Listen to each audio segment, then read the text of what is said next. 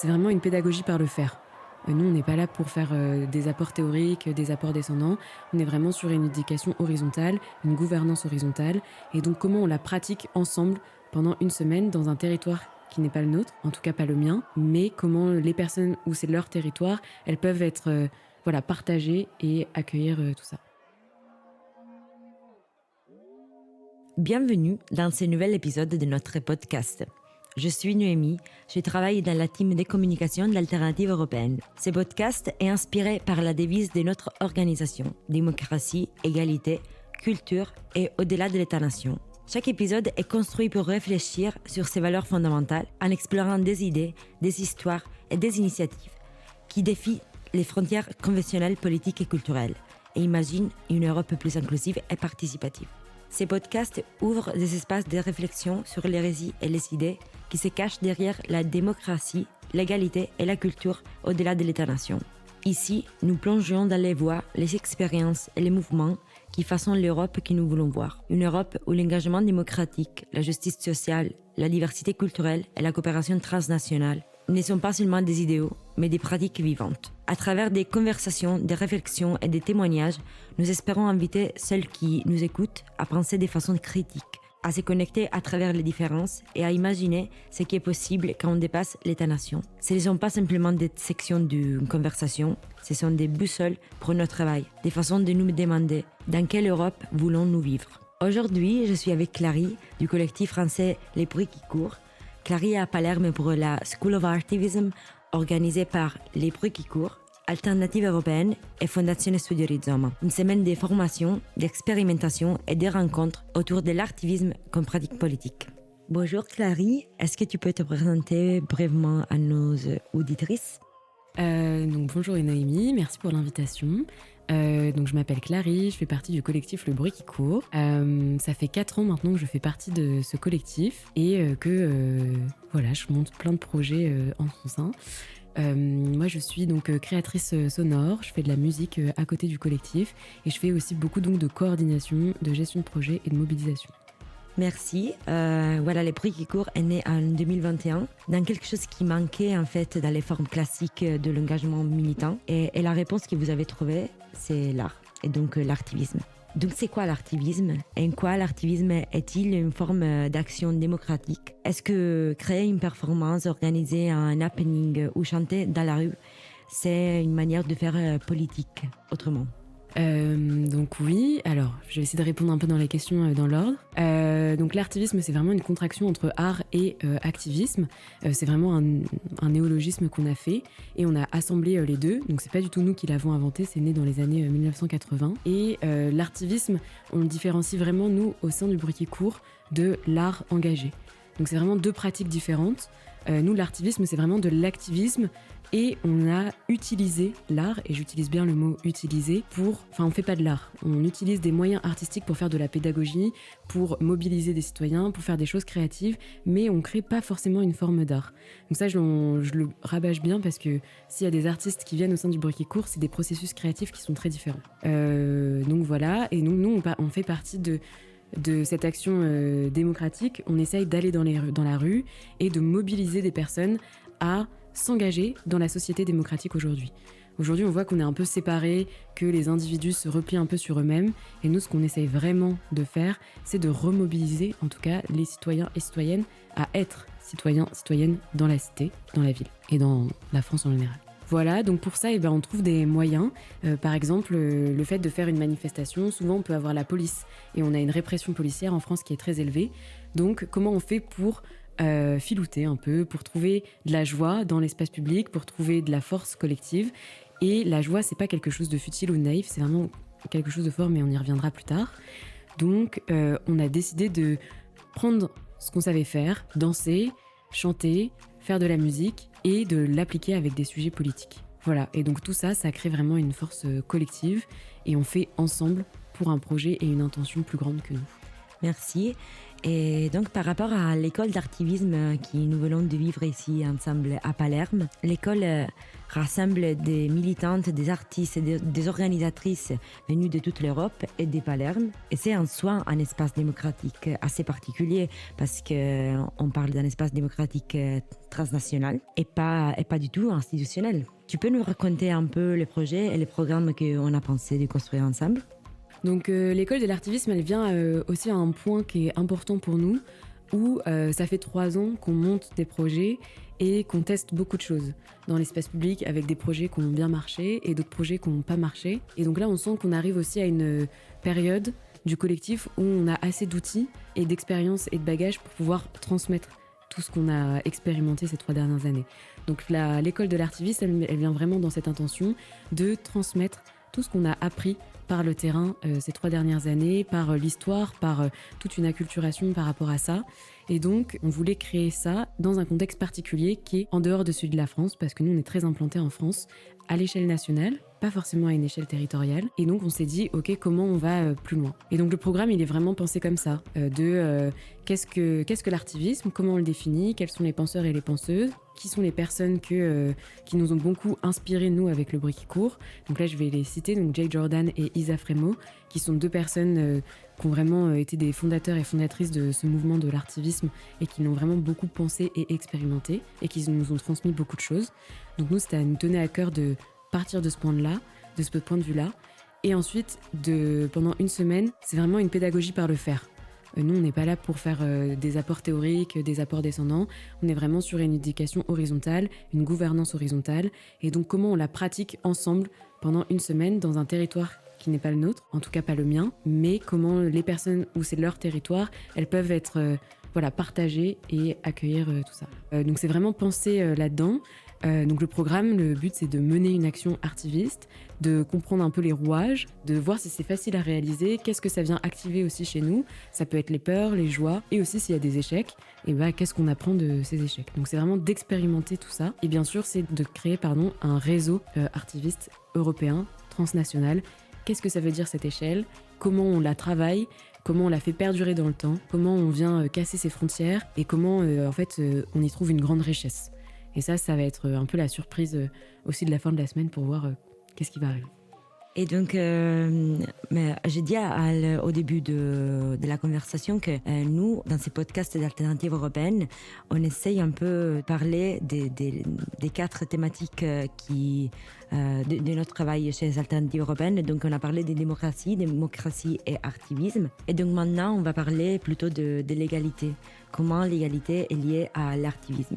Donc, est-ce que l'activisme peut être un outil pour l'égalité au sens concret du terme, pas seulement pour sensibiliser, mais aussi pour transformer des rapports des pouvoirs, pour donner de la place à des voix marginalisées, par exemple ?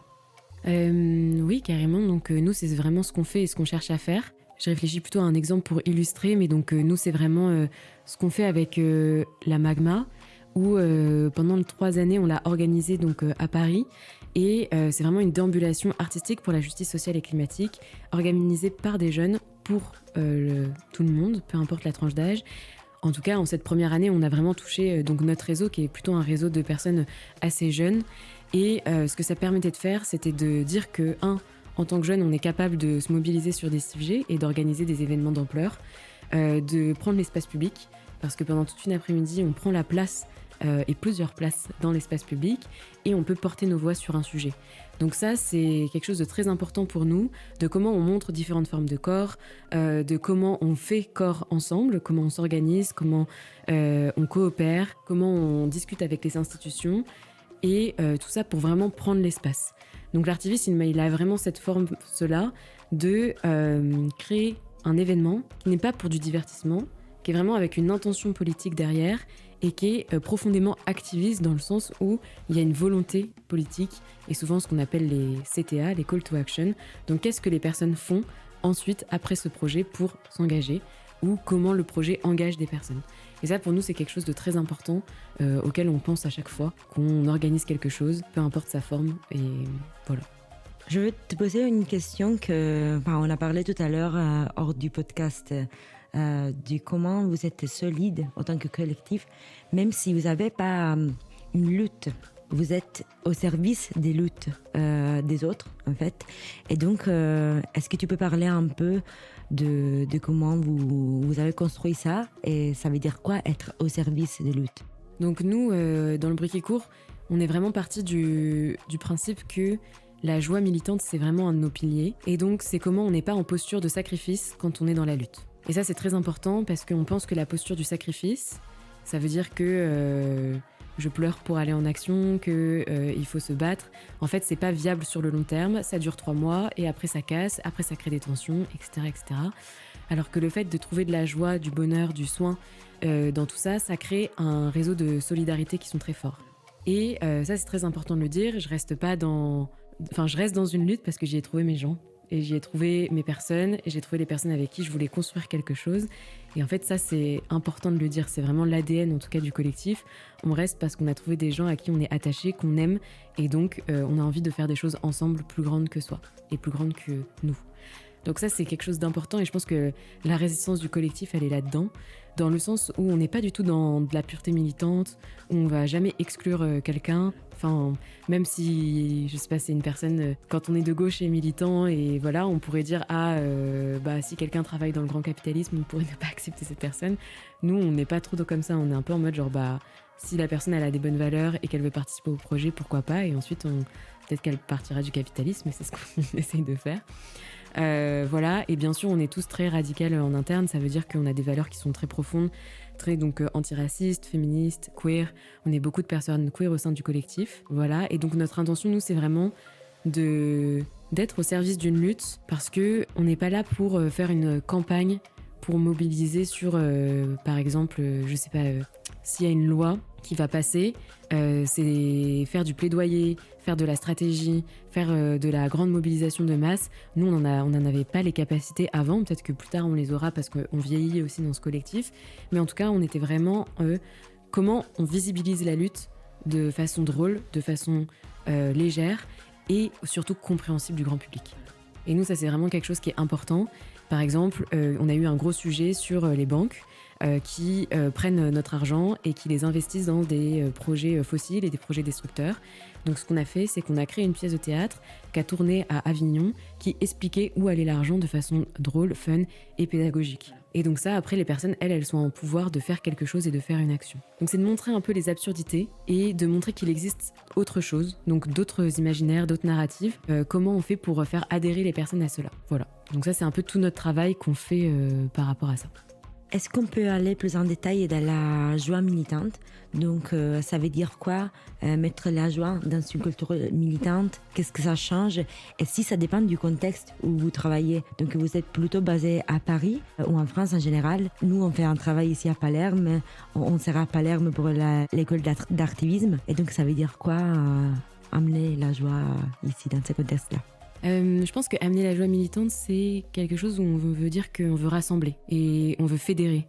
Je crois que c'est un peu ces deux verbes-là qu'on essaye de mobiliser derrière la joie militante, entre guillemets, peu importe le contexte local, qu'on soit à Paris, qu'on soit à Agen, ou on soit à Laval, ou on soit à Palerme. C'est vraiment comment on crée des espaces qui rassemblent les personnes et qui fédèrent les différents points de vue ou les différents mondes. Et ça, pour moi, la joie militante, elle a cette force-là de mettre en avant le pouvoir collectif. Donc je crois que c'est ça qu'on essaye de dire, peu importe les contextes politiques et géographiques, et que chacun peut l'interpréter dans ses mots, avec ses moyens de son territoire. Super, c'est très intéressant. Moi, je voulais poser une question par rapport... On a déjà parlé de la magma, mais si on doit imaginer une magma ici à Palerme, vous avez fait déjà des magmas hors de Paris, et donc ça se passe comment? Si impliquer les gens qui ne sont pas du tout dans le militantisme, ça fonctionne comment? La magma, c'est vraiment l'exemple parfait parce que donc on a fait la magma à Paris pendant longtemps. Maintenant, on l'a fait dans d'autres villes de France qui sont plus petites que Paris. Et on a vraiment ce truc-là on n'est pas du tout obligé d'être politique ou politisé pour faire partie de la magma. C'est vraiment une déambulation artistique pour la justice sociale et climatique. Donc elle est à vocation, elle a une intention qui est posée, mais ça reste une déambulation artistique. Et comment ça pourrait s'appliquer à Palerme? Eh bien... Ici, il faudrait voir un peu plus avec la tradition qu'il y a. Il y a la tradition de la procession. Je sais qu'il y a beaucoup aussi de fêtes traditionnelles de tout ça. Donc aussi comment s'inscrire dans le territoire local, de s'intéresser à la tradition, de comment on se la réapproprie et on l'utilise. Par exemple, en France, la tradition, elle est très liée à l'extrême droite. Donc par exemple, on n'a pas trop le drapeau français dans les manifs de gauche parce que c'est très lié à l'extrême droite. Pareil pour quand on dit la France traditionnelle, ça fait très France d'extrême droite.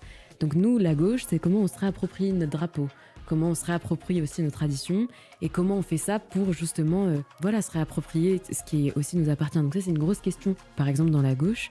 Et la Magma, nous, elle vient dans un endroit où justement on a perdu un peu la tradition de se réunir dans l'espace public. Bien sûr que ça dépend des lieux en France. Quand c'est plus dans le sud, y a quand même cette culture méditerranéenne de se retrouver dehors, mais bien sûr que ça dépend. Et donc c'est comment on réinvestit l'espace public avec un espace politique et artistique. Et comment les artistes rencontrent les activistes, comment les activistes rencontrent les artistes, et comment des personnes participent à la création de cette marche grâce à des week-ends de préparation bénévole et comment on les fait marcher tous ensemble. Voilà. Ouais, c'est vraiment une fête qu'on peut célébrer comme une fête, mais c'est aussi une marche qu'on peut célébrer comme une manifestation et c'est aussi du spectacle vivant.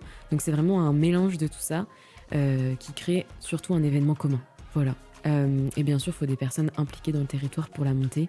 C'est jamais un groupe qui vient d'ailleurs qui montera une magma dans une ville que personne ne connaît. Donc il faut que l'organise ensemble. Oui. Et donc on va vers la partie finale du podcast, c'est au-delà de l'État-nation. Donc on parle de l'école d'artivisme, mais c'est une école transnationale. Donc ça veut dire quoi pour vous transnational maintenant, comme vous êtes basé en France surtout, mais maintenant on ouvre des espaces. Ça veut dire quoi transnational au niveau géographique, mais aussi des pratiques, des langues et des cultures militantes différentes. Donc nous, cette échelle transnationale, elle est quand même très récente pour nous parce que c'est vraiment le premier projet européen qu'on fait.